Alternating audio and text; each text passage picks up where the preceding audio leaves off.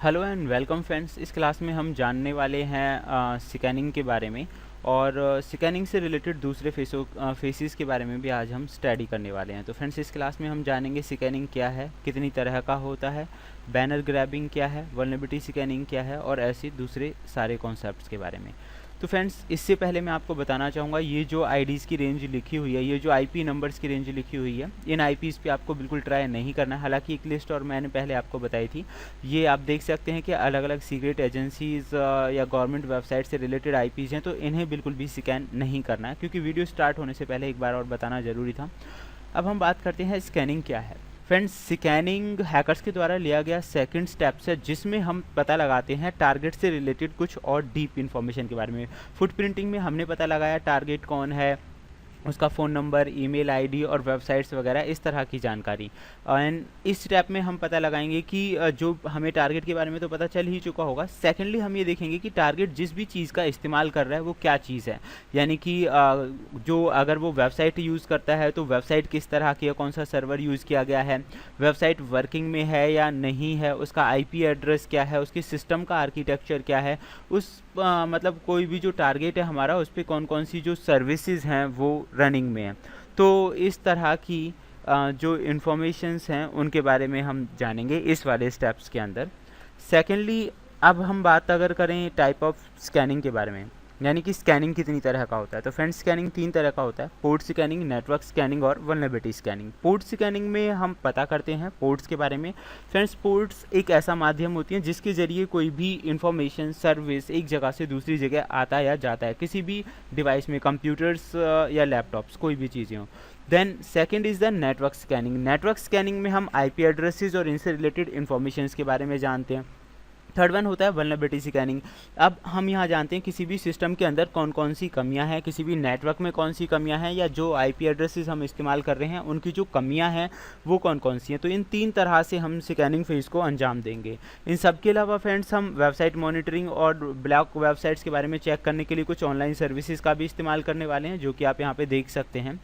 And अगर हम port scanning, जैसे कि मैंने आपको बताया था, टाइप्स ऑफ पोर्ट स्कैनिंग की बात करें, तो जो पोर्ट स्कैनिंग होता है फ्रेंड्स, अलग अलग तरह से किया जाता है, जैसे कि वनीला स्कैन है, स्ट्रॉब है, फ्रेगमेंटेड पैकेट्स है, यूडीपी, एफटीपी, बाउंस और स्टेल्थ। तो फ्रेंड्स, इनमें क्या किया जाता है, अलग अलग अटैम्प्ट्स के ज़रिए ये जानकारी हासिल करने की कोशिश की जाती है कि पर्टिकुलर पोर्ट्स वहाँ पे प्रेजेंट है और मतलब ओपन है या क्लोज है, और उसकी जो सर्विसेज हैं उनका रेस्पॉन्स किस तरह का है। एंड आप यहाँ पे देख सकते हैं जो पोर्ट्स होती हैं, टोटल 65,535 पोर्ट्स होती हैं, जिनमें से कुछ ही यूजेबल पोर्ट्स होती हैं। 1000 कुछ जो पोर्ट्स हैं वही यूजेबल होती हैं, बाकी पोर्ट्स इतनी यूजेबल नहीं होती, और उन्हीं पोर्ट्स की मदद से भी कई तरह के हैकिंग अटैम्प्ट्स को अंजाम दिया जाता है। देन नेटवर्क स्कैनिंग में आपको बता चुका हूँ, आईपी एड्रेसेस और उनसे रिलेटेड जो इन्फॉर्मेशन है और उनके बारे में, मतलब कितने होस्ट कनेक्टेड हैं नेटवर्क में, कितने लाइव हैं, कितने नहीं हैं, इस तरह की इन्फॉर्मेशन को कनेक्ट किया जाता है। फ्रेंड्स, ये कुछ सॉफ्टवेयर्स हैं, अगर हम बात करें, जैसे नेसस है, जो कि वल्नरेबिलिटी स्कैनिंग में इस्तेमाल किए जाते हैं। अगर हम बात करें वल्नरेबिलिटी स्कैनिंग या फिर वीकनेस के बारे में पता लगाने के लिए, तो जैसे कि नेसस है, नेक्सपोज है, तो इस तरह के कुछ सॉफ्टवेयर्स हैं जिनका हम इस्तेमाल करेंगे, जो आपको कमियों के बारे में बताएंगे। द नेक्स्ट वन, अगर हम बात करें zero day vulnerability. Friends, zero day vulnerabilities के बारे में एक बार और भी टॉपिक आया, लेकिन फिर मैं आपको बता देता हूँ। जीरो डे वल्नरेबिलिटी होती है किसी भी सिस्टम के अंदर सबसे पहले जो वीकनेसेस हैं पता करने वाला जो दिन होता है, उसे जीरो डे बोला जाता है। कोई भी व्यक्ति अगर किसी भी सिस्टम के अंदर, टारगेट के अंदर वीकनेसेस को सबसे पहले पता करता है, that is called zero day. और इसे बग हंटिंग के अंदर भी एक बहुत बड़ा चैप्टर है इसी से related. Next one is banner grabbing.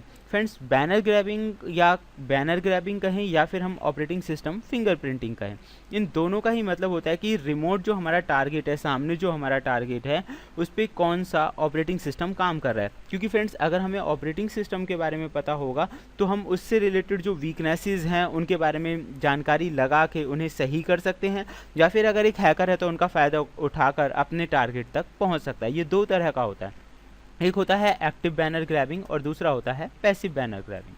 Active banner grabbing में अगर आप देखेंगे कि क्राफ्टेड जो पैकेट्स हैं, जैसे कि अभी हम बात कर रहे थे पोर्ट्स पे UDP TCP स्कैन वाला, तो ऐसे ही जो क्राफ्टेड पैकेट्स हैं वो रिमोट ऑपरेटिंग सिस्टम्स के पास भेजे जाते हैं और उसका जो रेस्पॉन्स होता है वो नोट किया जाता है और उसी से हम पता लगाते हैं किस तरह का ऑपरेटिंग सिस्टम है। दूसरा है passive banner grabbing. Passive banner grabbing में एरर मैसेज जो हमें मिलता है, कोई भी जो वेबसाइट है मान लीजिए जो हमारा टारगेट है, तो उससे हमें जो एरर मैसेज मिलेंगे, कई बार एरर्स के अंदर भी जो टारगेट यूज़ कर रहा है, लाइक सर्वर की डिटेल है या ऑपरेटिंग सिस्टम की डिटेल है, वो हमें मिल जाती है। तो ये दो अलग अलग स्टेप्स हैं जिनके ज़रिए हम बैनर ग्रैबिंग करते हैं। नीचे कुछ वेबसाइट्स हैं जिनके बारे में आप देख सकते हैं और यही टॉपिक्स हैं।